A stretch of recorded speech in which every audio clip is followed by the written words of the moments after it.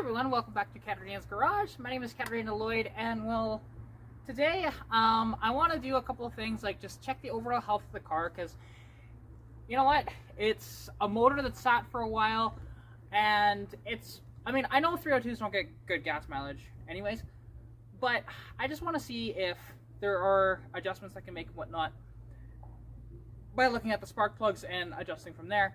If there is anything, there is some stuff I can throw, like in the gas tank, whatever else, and in the oil, but that'll be for a future video, because that's part of my AMSOIL sort of partnership thing, which if you're interested in becoming a preferred customer of AMSOIL, there's a link down in the description below where you'll get 25% off all of your orders and free shipping over $100 on your orders. So it's a very good deal, and you know what, definitely worth your money if you decide to do that. So anyways, so what I want to do is pull the spark plugs out of the car and also do a compression tester, do a compression test, which these compression testers you can pick up fairly cheap at like Canadian Tire for like 35 bucks.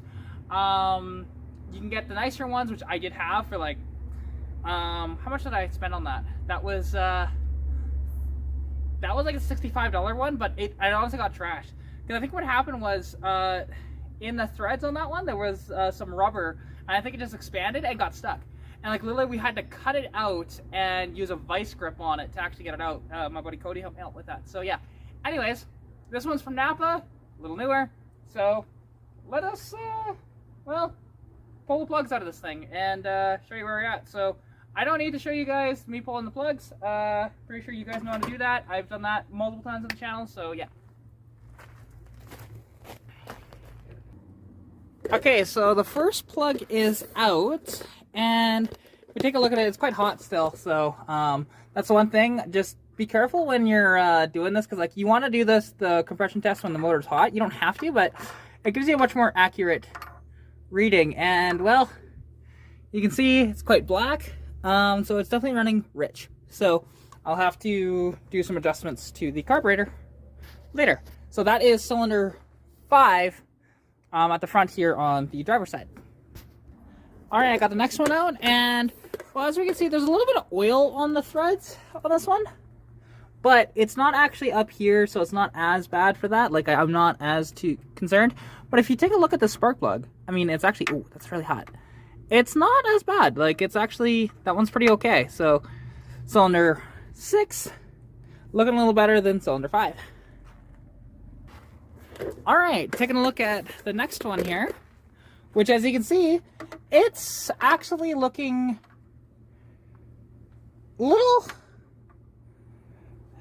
it's leaner in that cylinder than in the other one, so that's a little curious. So we'll see the further we go down if that continues on, because that's cylinder 7. Cylinder 8 is up next. So again, like I said, it's not too bad, honestly. Alright, so taking a look at the next cylinder, we see quite a bit more oil on the threads, but, you know, it's kind of interesting that way, because, you know, there was no oil, a little bit of oil, no oil, a lot more oil, but you can tell that cylinder, again, it almost looks like it was barely even wore out, which, to be honest, that's how they all should kind of look, similar to these two, but, so that's a little curious. Because yeah, these spark plugs only have like 700 kilometers on them at this point, so yeah, they're pretty good. So overall, I'm definitely satisfied with how it's looking though. Okay, so cylinder 1, again, very similar to cylinder 5, and the fact that it's quite rich in that area. Like, not too terrible, like, to be honest. So might just need to adjust the mixture just a tab, but to be honest, it's only like 2 cylinders that seem to be doing that so far, so I think we're having a trend here. So yeah, that is, again, like, and these plugs don't have much mileage on them, so you can tell they're hardly worn, which is good. I just wanted to make sure of this and then see where the compression's at on the motor, because like I said, you want to do the compression test while the engine's warm, get it up to operating temperature, and then pull your plugs out, which, just bear in mind, they can be quite hot. It's not a bad idea to wear gloves. I didn't bring mine out, so yeah. Alright, well, if we take a look at this plug, again, very similar to the other cylinders there, although it is Oh no, actually the gap looks fine there and everything. But yeah, so that is cylinder 2. Very similar to the other side, actually, to cylinder 6. Alright, and again, similar theme. We have oil on the threads here, and little leaner burn on everything else. So, a little curious. But that's not atypical on an engine. It's just kind of weird. Like, I don't know. Look, I'm not as experienced with this as much as I'd like to be, but you know, I'll get there eventually, someday. And there we go, cylinder 4 again, or yeah, cylinder 4. It's looking pretty good actually overall. I'm not too upset about that at all. So it's a very similar theme to the other side of the car, except for we had a little more lean on this side for a couple of the cylinders. However, not too worried about that. All right, so apologies for the little break in the clip here. Unfortunately, things have changed a little bit because unfortunately I lost my footage from yesterday. So I got the first part of it, but I did not actually get the actual compression test. So showing off the plugs and stuff like that over here, which is interesting actually. After a day extra of driving, they're actually a lot more rich than they were yesterday. So that's a little curious. So I'll have to adjust the mixture screws. But so at this point, to do the compression test is very easy. I've done this on my channel before, but I'll show you guys what you have to do. Very easy, you know. You have your little compression tester with the end here, right? And you go, it's usually good to like write this down, but I don't have a pen and paper with me at the moment. You know, and this is, it's good to start with cylinder 1 and go 2, 3, 4, you know, 5, 6, 7, 8 if you have an 8 cylinder or whatever, you know. Start with cylinder 1 and work your way back.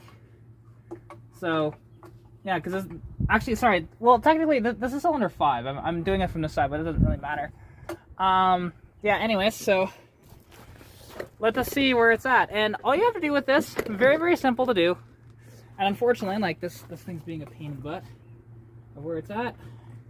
Can I get it to sit in here somewhere? Nah. Oh, eh. If I can get it to sit like that. Ah. Stupid thing. Whatever. Okay. I'll just pop, like, you guys will see the gauge just move ever so slightly, and basically, you just turn the car over to, like, you know, 5, 6 times, something like that, and it works so good. Like, just remember though, if you have an electric fuel pump, to disconnect your fuel pump, and as well, like, I did the throttle wide open to see if that makes a difference, because I did this compression test yesterday, and supposedly wide open throttle makes a difference. I've never seen it, but I want to see if it works here. So very simple. Put the key in.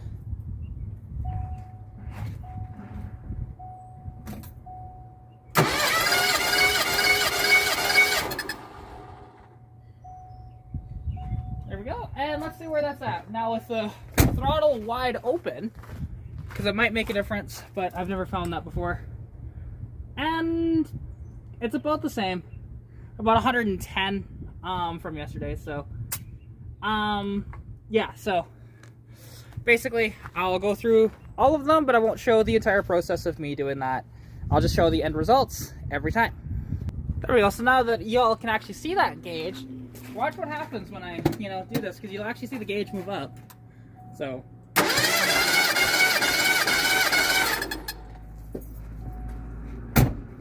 Right, and did it fall over? No, it didn't. Oh, look at that!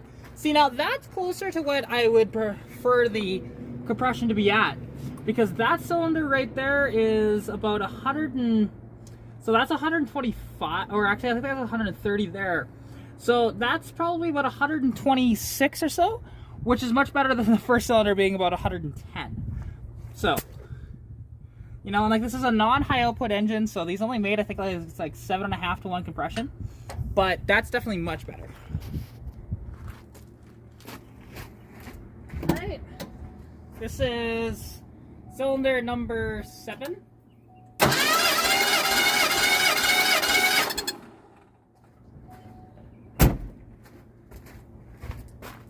And there we go. So we're back up to, that's about 115-ish. So I mean, it's not bad. Not bad. It's just not amazing, but it's not bad. All right, and now survey says, what was that cylinder at? There you go. So that's at about 125, 130.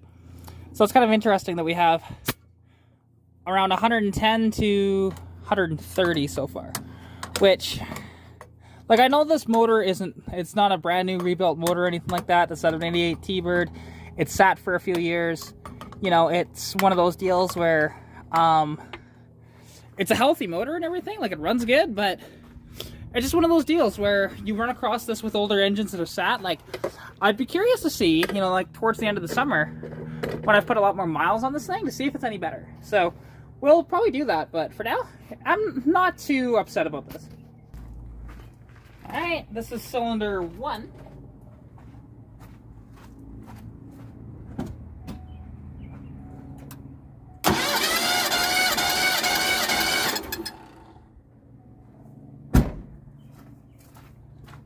Go. Survey says, what's on the gauge? Ooh, see, I like that. See, now and again, we have closer to that, okay, let's see, so that's 105, 10, 15, 20, so about 121, 122, somewhere in there. So, other than the one cylinder so far, it's been pretty darn, well, actually a couple cylinders, it's been pretty darn good so far. So, I'm quite happy with where it's at so far. Okay, cylinder number 2, survey says, oh, we're even higher.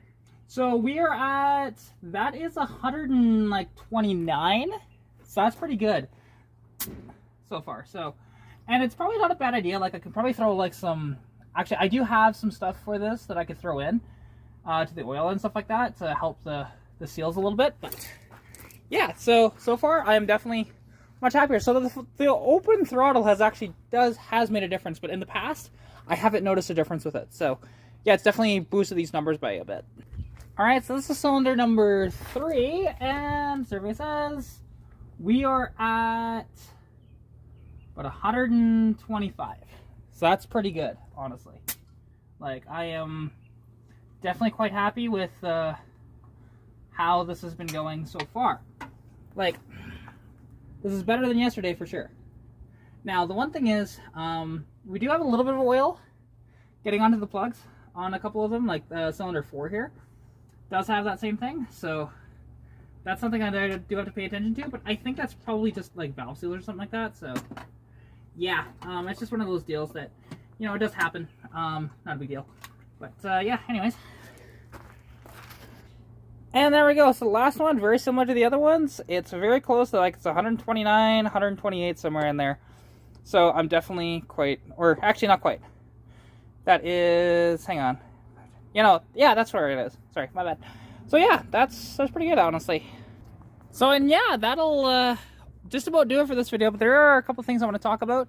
Because this engine in the future, like, what I really want to do, and to be honest, like, there's a fan that reached out, and he's going to sell me some heads for this, which they're used, but they're good heads. They're SVO heads, actually, very similar to a trick flow.